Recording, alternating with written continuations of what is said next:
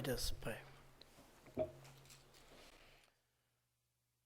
Lord, as we are seated at thy feet to learn from thy word, we pray thee to be with us, reveal unto us thy will, so that we might abide in thee. In Jesus' name we pray. Amen.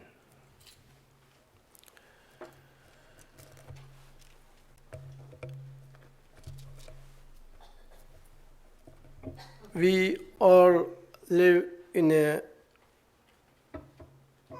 world that is not akin to our life.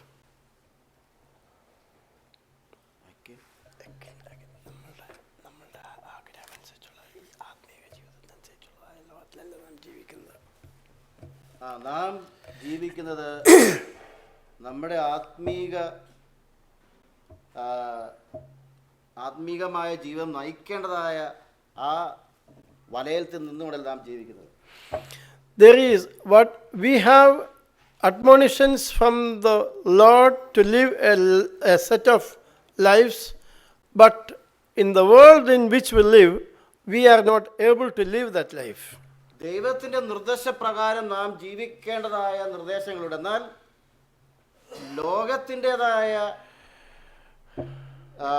ലോകത്തിൻ്റെതായ കാര്യങ്ങളാൽ നമുക്ക് ആ ജീവിതം നയിക്കുവാൻ സാധിക്കുന്നില്ല. One of the reasons why it is so is because we have too much of our own desires employed in our lives. അതിൻ്റെ പ്രധാന കാരണം നമ്മുടേതായ സ്വാർത്ഥപരമായ ആഗ്രഹങ്ങൾ കൊണ്ടാണ് അപ്രകാരമായിരിക്കുന്നത്. Therefore, what we have to naturally do is to fight that tendencies. അതുകൊണ്ട് സ്വാഭാവികമായി നാം ചെയ്യേണ്ടത് ആ മനോഭാവത്തെ നാം ഇടിച്ചു കളയേണ്ടിയിരിക്കുന്നു. It is not in the form of a rebellion, but we are admonished to live a noble life. നാം ഒരു ശാഠ്യം കൊണ്ടുള്ള ശാഠ്യത്താലുള്ള ജീവിതത്തെ അല്ല നാം കൈവശം വയ്ക്കേണ്ടത്. എന്നാൽ നാം മറ്റൊരു ജീവിതത്തെയാണ് ജീവിക്കേണ്ടതെന്ന് ദൈവം നമ്മോട് നിർദ്ദേശിക്കുന്നു. And that is a high standard that we have to follow. അങ്ങനെയുള്ളതായ ഒരു മേച്ചരം ജീവിത നിലവാരമാണ് നാം പുലർത്തേണ്ടത്. To follow that pattern according to the admonitions we are given through the scriptures, it is a little difficult.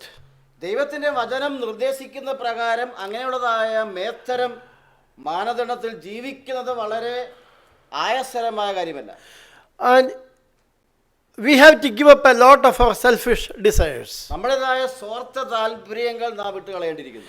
A lot of evil thinking that we have within us should be given up. നമ്മളിൽ കുടികൊള്ളുന്നതായ പൈശാചിക ചിന്തകൾ ഒക്കെയും വിട്ടുകളയേണ്ടിയിരിക്കുന്നു. If we do not do that, whatever might seem to be appealing today may not be appealing tomorrow. അത് ഇന്ന് അത് വലിയൊരു കാര്യമായി തോന്നില്ലെങ്കിൽ നാളെ അത് വലിയൊരു ശാപമായി തീരും. And one thing we should understand is whatever we sow, we will reap. ഒരു കാര്യം നാം പ്രത്യേകം ശ്രദ്ധിക്കേണ്ടത് നാം വിതയ്ക്കുന്നത് തന്നെ കൊയ്യും എന്നാണ്. If we sow anger, we will reap anger double fold, or 30-fold, or 40-fold, or 100-fold. നാം കോപമാണ് വിതയ്ക്കുന്നുവെങ്കിൽ അതിൻ്റെ കൊയ്ത്തനുഭവം 30, 40, 60 മേനിയായിരിക്കും. If we sow vengeance, we will get them in return 100-fold most of the time. നാം പ്രതികാരമാണ് നാം വിതയ്ക്കുന്നതെങ്കിൽ അതിൻ്റെ ഉപരിയായി അതിനേക്കാൾ ഉപരിയായി നമുക്ക് മടക്കി ലഭിക്കും. If we sow lust, then we will suffer in the lust. നാം ജഡികത്തിലാണ് കഴിയുന്നുവെങ്കിൽ ജഡികത്താൽ നാം നശിച്ചു പോകും. And the whole matter of fact is we have to cultivate certain tendencies as given according to the scriptures to overcome these evil tendencies that are prevalent in us. ഇങ്ങനെയുള്ളതായ പ്രവണതകൾ നാം പാടെ തള്ളിക്കളയണമെങ്കിൽ ദൈവം നമുക്ക് നിർദ്ദേശിച്ച പ്രകാരം ഈ പ്രവണതകൾ തള്ളിക്കളയേണ്ടതായ നിർദ്ദേശങ്ങൾ നാം പാടെ പാലിക്കേണ്ടിയിരിക്കുന്നു. There is no remedy humanly possible to overcome these evil tendencies that are automatically in us. നമ്മളെല്ലാവരിലും ഉള്ളതായ ഈ സ്വാഭാവികമായ പ്രേരണയും അതേപോലെ കാര്യങ്ങൾ ഒരിക്കലും അതിനെ അതിരുകടന്നല്ലെങ്കിൽ അതിനെ അതിജീവിക്കാൻ തക്കവണ്ണം മാനുഷ്യമായി സാധ്യമല്ല. And that is the only reason why the Lord said, there's only one remedy for the entire evil that we have in this world, and that is love. ഈ ദുഷ്ടത അല്ലെങ്കിൽ മ്ലേച്ഛമായ കാര്യങ്ങൾ അതിജീവിക്കുവാൻ തക്കവണ്ണം ഏറ്റവും അധികാമ്യമായ ഒരു നിർദ്ദേശം സ്നേഹമാണ്. Love in this point signifies giving up yourself. ഈ ഒരു ഘട്ടത്തിൽ സ്നേഹത്തെ നാം ഉപയോഗിക്കുമ്പോൾ നമ്മെ തന്നെ പൂർണ്ണമായും നിഷേധിക്കുന്നതായ ഒരു അനുഭവത്തിലേക്ക് എത്തിക്കുന്നു. That is what we have read through the scriptural passage that we read today. Let love be without dissimulation. അതുകൊണ്ടാണ് ഇന്ന് നാം നമ്മുടെ ബൈബിൾ വായനയിൽ നാം വായിച്ചു കേട്ടത്, സ്നേഹമായിരിക്കട്ടെ എല്ലാത്തിൻ്റെയും ഉദാത്തമായ കർത്തവ്യം. Abhor that which is evil, cleave to that which is good. Romans 12:9 onwards.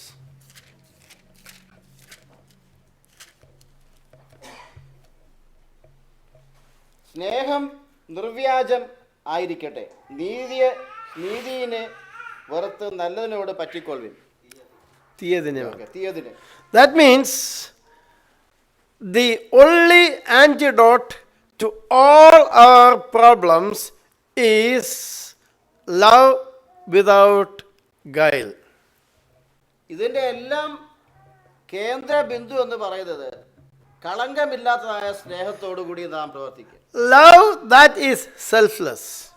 നിസ്വാർത്ഥമായ സ്നേഹം പ്രകടിപ്പിക്കുക. That does not mean that you should be slothful in your business or in all your enterprises. You have to be aggressive in whatever you do, and you have to be kind towards one another. അതിൻ്റെ അർത്ഥം നമ്മുടെ പ്രവർത്തനത്തിൽ നാം അലസന്മാരായിരിക്കുക അല്ലെങ്കിൽ നാം ഊർജ്ജസ്വലതയോടുകൂടി പ്രവർത്തിക്കാതിരിക്കുകയല്ല വേണ്ടത്, എന്നാൽ നാം അങ്ങേയറ്റം സ്നേഹവും അനുകമ്പയുള്ളവരായിരിക്കണം. If we live according to the scriptural admonitions or advices that we have, we will raise ourselves one step above our own fellow brethren. ദൈവത്തിൻ്റെ വചനപ്രകാരം വേദോപദേശത്തിൻ്റെ നിർദ്ദേശപ്രകാരം നാം ജീവിക്കുമ്പോൾ തീർച്ചയായും നമ്മുടെ ഈ ജീവിതം നമ്മുടെ സഹോദരന്മാരുടെ ഇടയിൽ ഏറ്റവും മേന്മയുള്ളതായ ഒന്നായി നമുക്ക് ഉയർത്തിപ്പിടിക്കുവാൻ സാധിക്കും. So we have to see that we do not recompense evil for evil, but overcome evil with good. ദുഷ്ടത കൊണ്ട് നേരിടാതെ ദുഷ്ടതയെ സ്നേഹം കൊണ്ട് നേടുവാൻ തക്കവണ്ണം അതിജീവിക്കുവാൻ തക്കവണ്ണം നാം ആയിത്തീരണം. In such case, we will be able to live peaceably with our fellow brethren. അങ്ങനെ ആയിരിക്കുമ്പോൾ നമ്മുടെ സഹോദരന്മാരുമായി നമുക്ക് സമാധാനത്തോടെ ജീവിക്കാൻ സാധിക്കും. You know, in the 18th, 17th verse which we read says, recompense to no man evil for evil, provide things honest in the sight of all men. And then in the 19th verse it says, dearly beloved, avenge not yourselves, but rather give place to wrath. For it is written, vengeance is mine, I will repay, saith the Lord. That means vengeance is not ours. It is the Lord's role. And when we try to take vengeance on people who we feel work against us, we are placing ourselves in place of God to avenge them, which is not spiritually acceptable. ആർക്കും തിന്മയ്ക്ക് പകരം തിന്മ ചെയ്യാതെ സകല മനുഷ്യരുടെയും മുമ്പിൽ യോഗ്യമായത് മുൻകരുതി കഴിയുമെങ്കിൽ നിങ്ങളാൽ ആവോളം സകല മനുഷ്യരോടും സമാധാനമായിരിപ്പിൻ. പ്രിയമുള്ളവരെ, നിങ്ങൾ തന്നെ പ്രതികാരം ചെയ്യാതെ ദൈവകോപത്തിന് ഇടം കൊടുപ്പിൻ. പ്രതികാരം എനിക്കുള്ളത്, ഞാൻ പകരം ചെയ്യുമെന്ന് കർത്താവ് അരുളി ചെയ്യുന്നു. എന്നാൽ ദൈവം ചെയ്യേണ്ടതായ നീതിന്യായം അല്ലെങ്കിൽ ദൈവം എടുക്കേണ്ടതായ പ്രതികാരം ഓരോരുത്തർ അവരുടെ താല്പര്യത്തിനൊത്ത് ആ പ്രതികാരം എടുക്കുന്നത് ദൈവത്തിൻ്റെ സ്ഥാനം നാം എടുക്കുന്നത് പോലെയാണ്. And that is not acceptable, and that is a grievous error before the Lord, no matter however offensive your brother might be. നമ്മുടെ ശത്രു എത്ര ദുഷ്ടനായിരുന്നാലും ദുഷ്ട നമ്മൾ പ്രവർത്തിച്ചാലും നാം അപ്രകാരമുള്ള സമയത്ത് അതിനോട് പ്രതികാരം കാണിക്കുമ്പോൾ ദൈവം അതിനെ ഒരിക്കലും അംഗീകരിക്കുന്നില്ല. That is why Jesus said, love your enemies. അതുകൊണ്ടാണ് കർത്താവ് യേശു ക്രിസ്തു പറയുന്നത് നിന്റെ ശത്രുവിനെ സ്നേഹിക്കുക. A teaching that is absent in any other religious beliefs. മറ്റ് ഏത് മതങ്ങളും ഇല്ലാത്തതായ ഒരു ഉപദേശമാണ് അത്.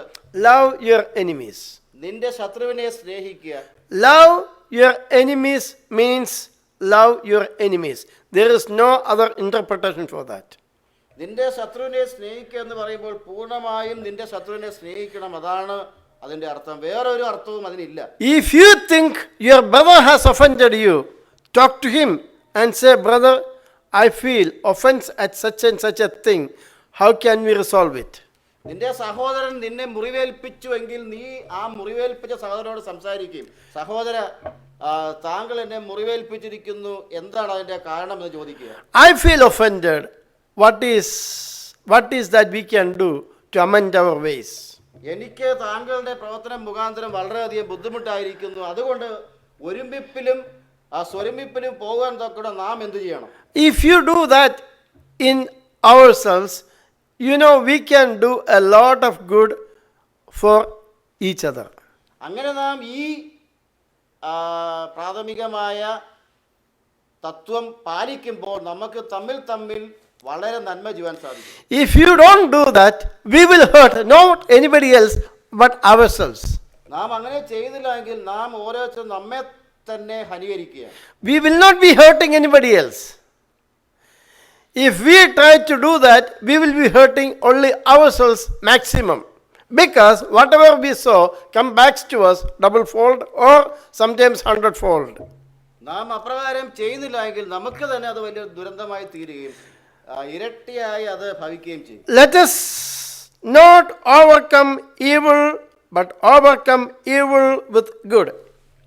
എപ്പോഴും തിന്മ കൊണ്ട് അതിജീവിക്കാതെ തിന്മയെ നന്മ കൊണ്ട് അതിജീവിക്കുവാൻ തക്കണം തയ്യാറാകും. One of the differences between the faith in Christ and in other religious beliefs is you are always called to a higher standard of life.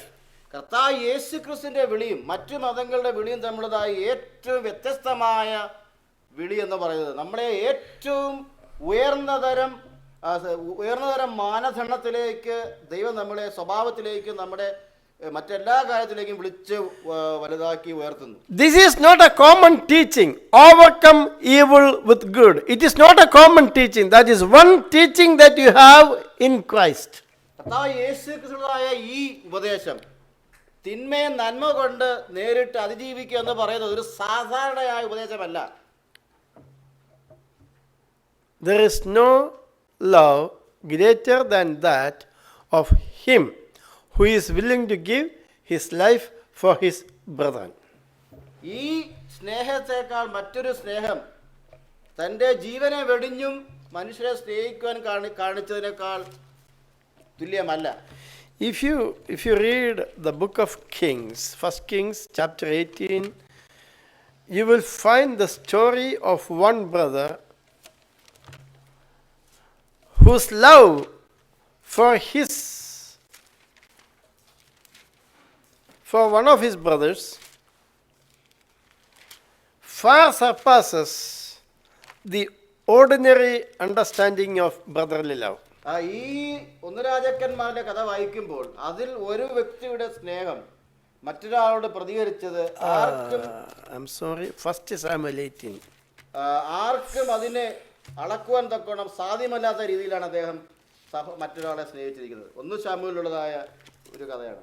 And that is Jonathan's love for David. അത് ദാവീദിനോട് യോനത്താനുള്ളതായ സ്നേഹമാണ്. And Jonathan and David are not actual brothers. യോനത്താനും ദാവീദും രക്തബന്ധമുള്ള സഹോദരന്മാരല്ല. They are relatives by marriage. അവരെ വിവാഹത്താലുള്ളതായ ബന്ധക്കാരാണ്. Saul gave his daughter Michal as wife to David, And Jonathan is Michal's brother. Michal is Saul's daughter. സൗൽ രാജാവിന്റെ മകളായ മീഖലിനെ ദാവീദ് രാജാവിന് ദാവീദിന് വിവാഹിക്കാൻ ഭാര്യയായി നൽകി. He was not king that time, he was David. ആ സമയത്ത് ദാവീദ് രാജാവല്ലായിരുന്നു, ദാവീദായിരുന്നു. But Jonathan's love for David was so immense that even it surpassed his love for his own father. എന്നാൽ യോനത്താന്റെ സ്നേഹം ദാവീദിനോട് തന്റെ പിതാവിനോടുള്ള സ്നേഹത്തെക്കാളും അധികമായിരുന്നു. And he made a covenant with David knowing that Saul was after David's life. ദാവീദുമായിട്ടൊരു ഉടമ്പടി പ്രഖ്യാപിച്ച് ദാവീദിനോട് ഉപദേശിച്ചത് തന്റെ പിതാവായ ശൗൽ ദാവീദിന്റെ പിന്നാലെ ദാവീദിന്റെ രക്തത്തിനും ജീവനും വേണ്ടി നടക്കുകയാണെന്നാണ്. And the whole thing is, when you study that life of Jonathan, he was also warned by the father not to be so close to David. നാം അതിൻ്റെ ഈ കഥ വളരെ ആഴത്തിൽ പഠിക്കുമ്പോൾ പിതാവായ ശൗൽ തൻ്റെ മകനോട് ഈ കാര്യാദികളെ പിന്തുടരുത് എന്ന് നിർദ്ദേശവും അതേപോലെ മുന്നറിയിപ്പ് നൽകിയിരുന്നതാണ്. But Jonathan was very fond of David and nobody could separate them from their brotherly affection. എന്നാൽ ജോനത്തൻ ആകട്ടെ ദാവീദിനോടുള്ളതായ തൻ്റെ ഏറ്റവും കടുത്ത സഹോദര സ്നേഹവും സുഹൃബന്ധവും അതികഠിനമായിരുന്നതിനാൽ അദ്ദേഹത്തെ ദാവീദിൽ നിന്ന് മാറ്റുവാൻ ആർക്കും സാധിച്ചു. Love without blemish. കളങ്കമില്ലാതായ ഒരു സ്നേഹമായിരുന്നു. Innocent and extremely affectionate love for a brother who would have been in danger. ഒരു ദുരന്തത്തിലായിരിക്കുന്ന ഒരു സഹോദരനോടുള്ളതായ ഏറ്റവും നിസ്വാർത്ഥമായ സ്നേഹമാണ്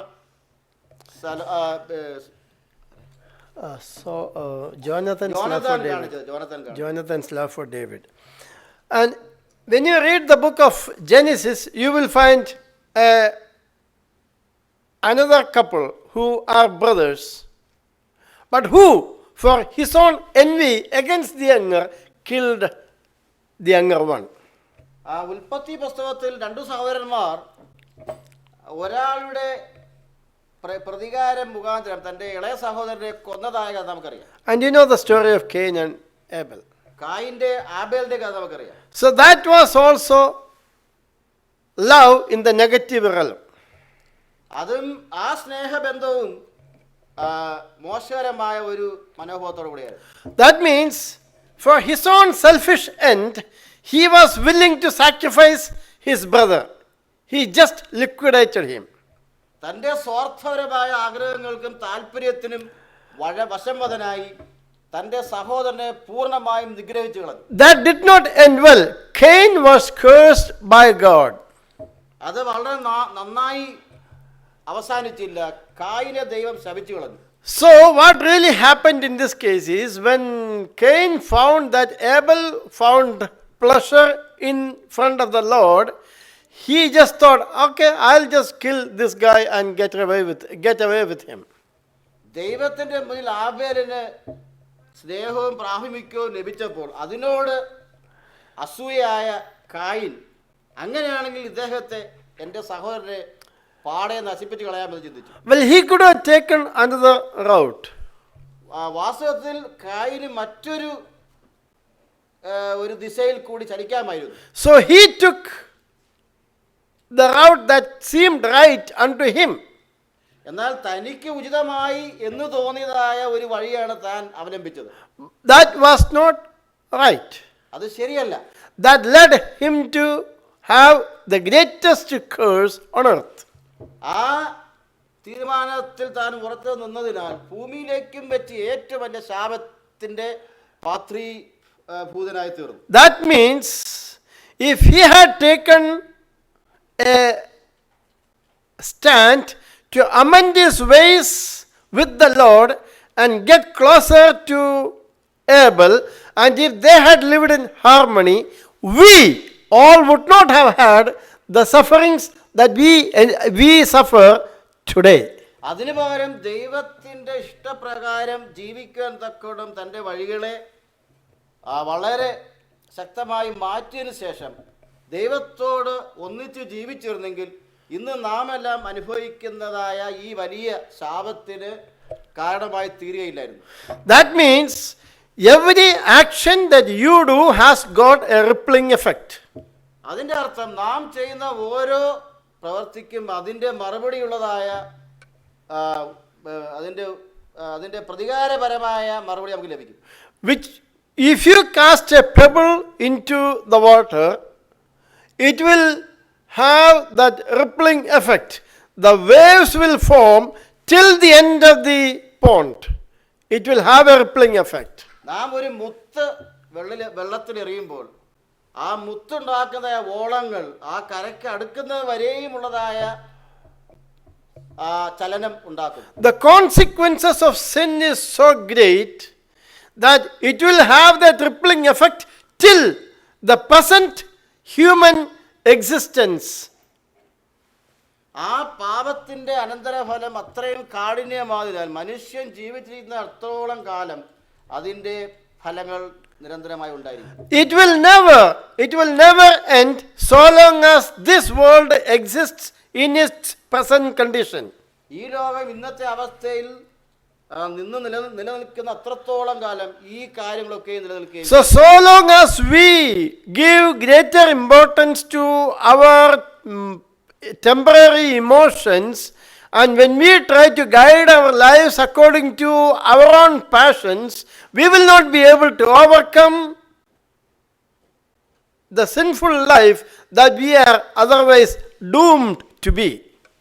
നമ്മുടെ സ്വാർത്ഥപരമായ താല്പര്യങ്ങൾക്ക് നാം മുഖം ചായ്ച്ചു അല്ലെങ്കിൽ നാം അതിനെ നാം എടുത്തുകൊണ്ട് മുന്നോട്ട് പോകുമ്പോൾ പാപകരമായ ശിക്ഷയ്ക്ക് നാം പാത്രീഭൂതരായിത്തീരും. That means we will not be able to overcome our present life situations. We will be subjected to this life of hardship all through the ages, so long as human race continues on this earth. അതിന്റെ ഫലമായി ഇന്നത്തെ നമ്മുടെ ജീവിതത്തിൽ നോക്കുമ്പോൾ വളരെ കഷ്ടങ്ങളും പ്രയാസങ്ങളും പ്രതിസന്ധികളും ഈ മനുഷ്യരാശിയുടെ അന്ത്യം വരെ ഉണ്ടായിരിക്കും.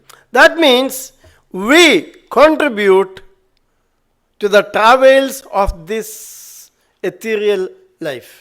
ഇന്നത്തെ ഭൗതികമായ ജീവിതത്തിന്റെ അന്ത്യം വരെയും ഇങ്ങനതായ കാര്യാദികൾ നമ്മെ തുരങ്കം വയ്ക്കും. It might be difficult, but if one can change, അത് വളരെ കഠിനമായി തോന്നിയാലും തീർച്ചയായും അത് ദൈവത്തിന്റെ സഹായത്താൽ മാറ്റുവാൻ സാധിക്കും. If one can change and each one can think to change, then the world can be a better place.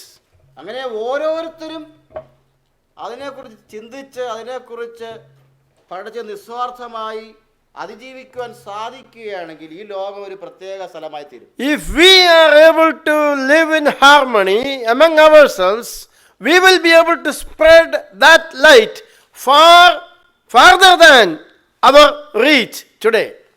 അങ്ങനെയുള്ളതായ ഒരു സാഹോദര്യത്തിലും ഐക്യത്തിലും നാം ജീവിക്കുമ്പോൾ ഏറ്റവും അങ്ങേയറ്റം നമുക്കൊരിക്കലും ഊഹിക്കാൻ കഴിയാത്തതായ ഒരു വലിയ മാനദണ്ഡത്തിലും സവിശേഷതയിലും നമുക്ക് ജീവിക്കാൻ സാധിക്കും.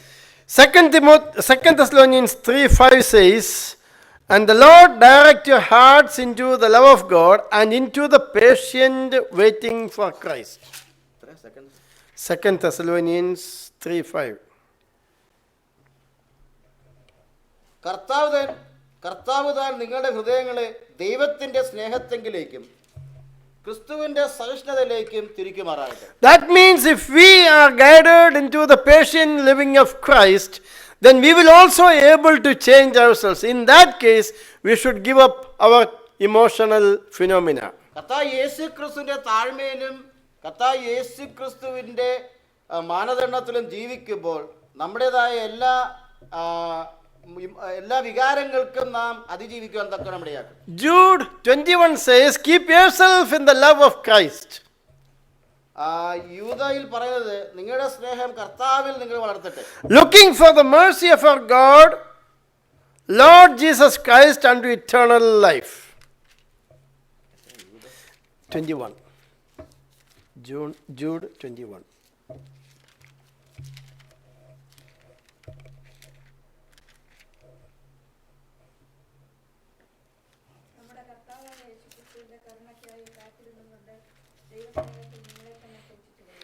Right.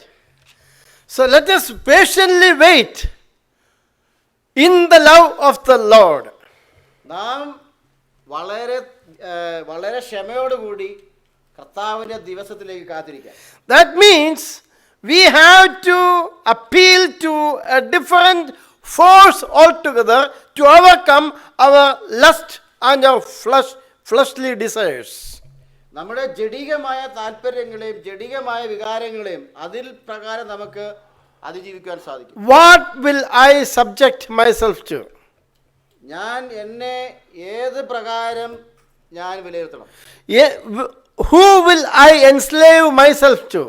ഞാൻ ആർക്കാണ് എന്നെ തന്നെ പരമേൽപ്പിക്കേണ്ടത്? Will I enslave myself to the love of Christ, or will I enslave myself to the desires of my flesh?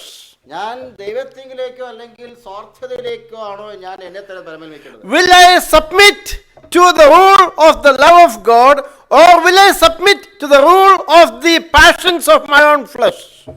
ദൈവത്തിന്റെ സ്നേഹ നിയമത്തിലേക്കോ അല്ലെങ്കിൽ എൻ്റെ അവനവൻ്റെ വികാരപരമായ താല്പര്യങ്ങളിലേക്ക് ഏൽപ്പിക്കുകയാണോ വേണ്ടത്? Which is good?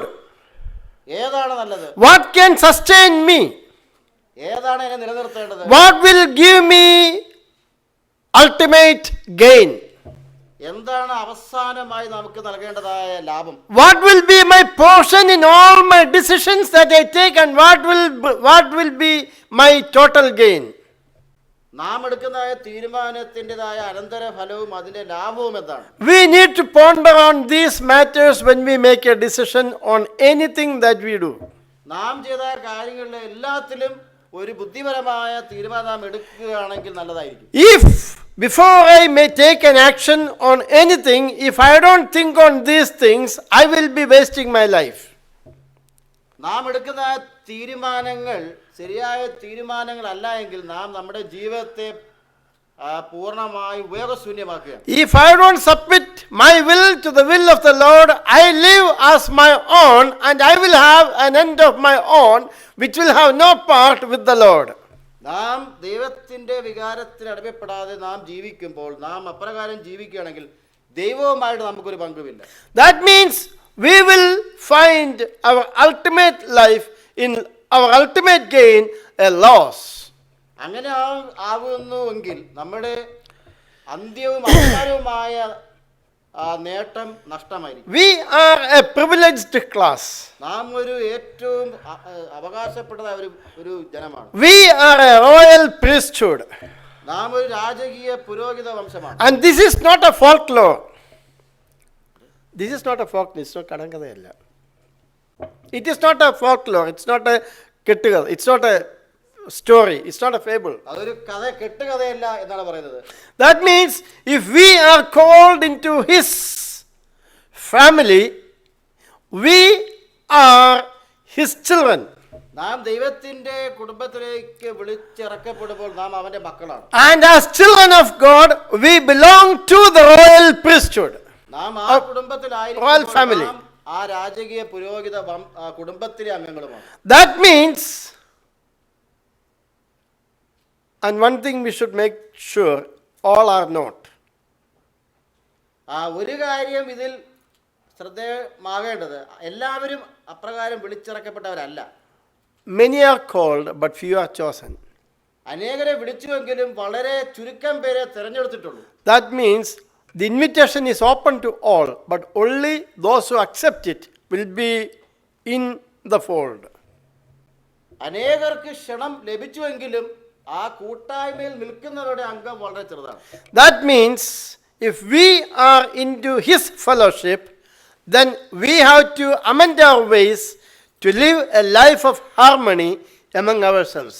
അവന്റെ വിളിയാൽ വിളിക്കപ്പെട്ടവരാകുന്നുവെങ്കിലും ആ കൂട്ടായ്മയിൽ നിൽക്കുന്നവരാകുന്നുവെങ്കിലും നാം നമ്മുടെ വഴികളെ മാറ്റേണ്ടിയിരിക്കുന്നു. Beloved friends, പ്രിയ സുഹൃത്തുക്കളെ, in Christ we are beckoned to live a life of harmony. കർത്താവ് യേശു ക്രിസ്തുവിൽ നാം ഐക്യത്തിലൂടെ ജീവിക്കുവാൻ തക്കവണ്ണം ബാധ്യസ്ഥരാണ്. If that harmony is to be accomplished, our life has to be a life of love without blemish. അങ്ങനതായ ഒരു മേത്തരം ജീവിതത്തിൻ്റെ ഉടമകളാണ് നാമെങ്കിൽ ഏറ്റവും നല്ല ഒരു ജീവിതവും അതേപോലെ കളങ്കമില്ലാത്തതായ ജീവിതത്തിൻ്റെ ഉടമകളായി തീരുവാൻ To accomplish that goal, we have to discard the elements of our lust and our fleshly desires. അങ്ങനെ ആകണമെങ്കിൽ നമ്മുടെ സ്വാർത്ഥപരവും ജഡീകപരവുമായ ആഗ്രഹങ്ങളെ അഭിലാഷങ്ങളെ നാം പാടെ തള്ളിക്കളയേണ്ടിയിരിക്കും. Vengeance is not ours, vengeance is of the Lord. And if we play into ourselves to take vengeance on anybody whom we know, then we are putting ourselves in the place of God, which is totally unacceptable. പ്രതികാരം നമ്മുടേതല്ല, ദൈവമാണ് പ്രതികാരം ചെയ്യേണ്ടത്. ആ പ്രതികാരമാണ് നാം ചെയ്യുന്നുവെങ്കിൽ അത് ദൈവത്തിന്റെ സന്നിധിയിൽ പൂർണ്ണമായും ശൂന്യമാണ്. Because we are placing ourselves in His place. കാരണം നാം നമ്മെ തന്നെ അവന്റെ സ്ഥാനത്ത് ഉയർത്തുകയാണ്. In so doing, you shall only heap troubles and travails on yourselves. അങ്ങനെ നാം ചെയ്യുന്നുവെങ്കിൽ നാം പ്രയാസങ്ങളെയും കഷ്ടപ്പാടുകളെയും കൂന കൂട്ടി വയ്ക്കുകയാണ്. With this, I pray the Lord be with each one of us so that He can transform our lives for a better life. അങ്ങനെ നാം ഇന്ന് ഈ കൂട്ടായ്മയിൽ പങ്കുകൊള്ളുമ്പോൾ ദൈവം നമ്മളെ ആ മേത്രമായ പദവിയിലേക്ക് ഉയർത്തുമാറാകട്ടെ ഞാൻ പ്രാർത്ഥിക്കുന്നു. May the Lord be with us all. നമ്മോട് ഏവരോടും ദൈവം ഉണ്ടായിരിക്കുമാറാകട്ടെ എന്ന് പ്രാർത്ഥിക്കുന്നു. Amen. ആമേൻ.